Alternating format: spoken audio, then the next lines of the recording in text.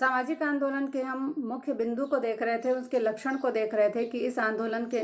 में क्या क्या लक्षण के रूप में बातें दिखाई देती हैं। तो हमने देखा सामाजिक उद्देश्य होता है, उनकी सामाजिक गतिविधियां होती हैं या इनका संगठन होता है, इनके पास नेतृत्व को संगठन के साथ ही साथ नेतृत्व का होना भी आवश्यक होता है। इनका अपना एक नेता होता है जो इनको सबको एकजुट करता है और एक ही विचारधारा के लोग एकजुट होकर जब सब संगठित हो जाते हैं तो वो आंदोलन ज़्यादा अधिक कारगर होता है। इसी के साथ साथ और आवश्यक चीज़ हम देखते हैं कि जन सहभागिता भी ज़रूरी है।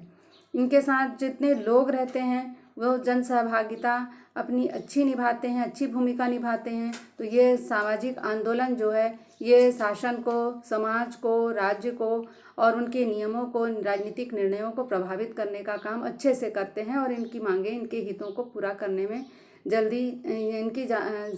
ये सफल होते हैं। इसी प्रकार हम ये लक्षण में देखते हैं कि इनके साथ ही साथ केवल सामाजिक उद्देश्य या संगठन या नेतृत्व या जन सहभागिता ही जरूरी नहीं, बल्कि इसके साथ साथ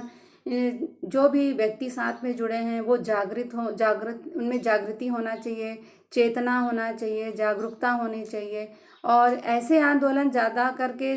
शहरीकरण के शहरी क्षेत्रों में ज़्यादा अधिक संगठित रूप से सफल होते हैं। इसी प्रकार शिक्षित लोगों में ये सामाजिक आंदोलन को चलाने का जो तरीका होता है या सामाजिक आंदोलन को प्रस्तुत करने का जो तरीका होता है वो ज़्यादा सफल होता है। या फिर हम देखते हैं जहाँ पर औद्योगिक विकास हो रहा है, जिन क्षेत्रों में जहाँ पर विकास के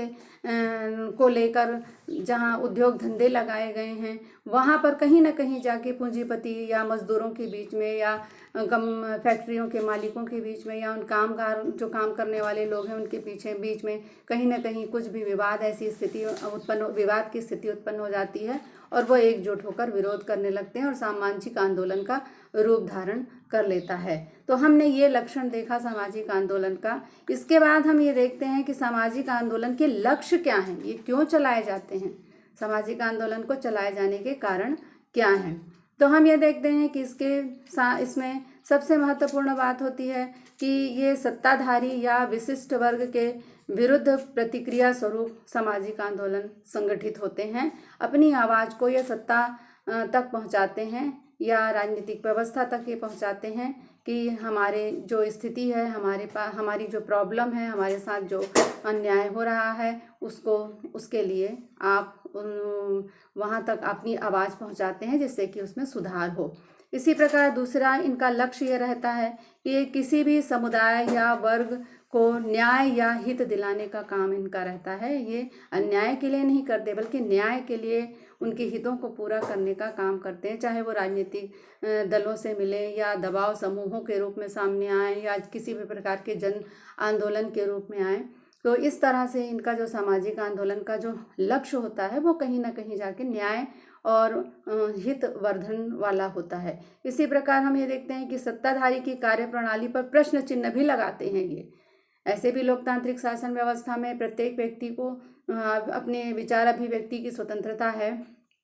तो ये जन आंदोलन के रूप में यह भी बताने का प्रयास करते हैं कि जो भी सत्ताधारी वर्ग की राजनीतिक व्यवस्था के द्वारा जो निर्णय लिए जा रहे हैं, जो नियम या कानून बनाए जा रहे हैं, वहाँ कुछ चूक तो नहीं हुई है, वो गलत तो नहीं हुआ है, इसके लिए भी वो अपने हित में आवाज़ उठाते हैं। इसी प्रकार राजनीतिक निर्णय को भी ये प्रभावित करते हैं। जो कानून बन रहे हैं या जो भी पार्लियामेंट में बैठ के जो भी संसद की कार्यवाही में जो भी बातें हो रही हैं या उनके संदर्भ में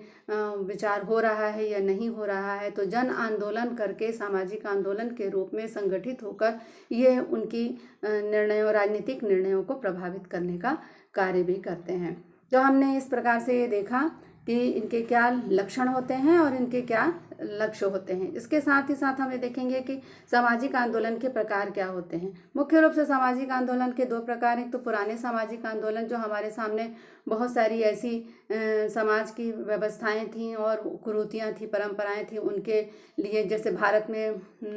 सामाजिक सुधार आंदोलन चलाए गए, आर्य समाज, ब्रह्म समाज की ओर से सती प्रथा, बाल विवाह या आपके दहेज प्रथा के विरोध में कुछ कानून बनने के पहले जो स्थिति थी हमारी सामाजिक व्यवस्था